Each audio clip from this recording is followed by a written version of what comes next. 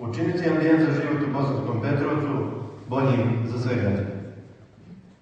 Želimo uravnotežiti budžet i godišnji iznos od preko 4 miliona konvertibilnih maraka, više usmjeriti u podršku razvoja infrastrukture, poljoprivrede i privrede i smanjiti neracionalnu potrošnju koja danas zauzima značajan dio budžeta.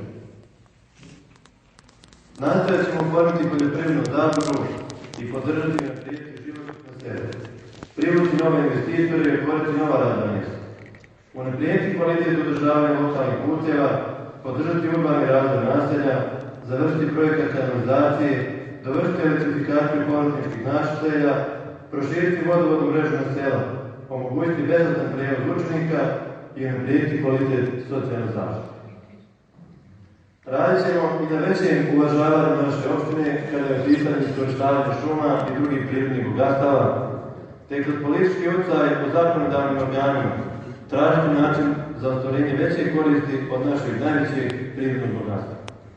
Nećemo zanemariti ni obrazovanje, kulturu i zdravstvenu zaštitu, jer je Ustav Federacije Bosne i Hercegovine omogućuje prenos određenih nadležnosti sa kantonalnog na opštinski nivo.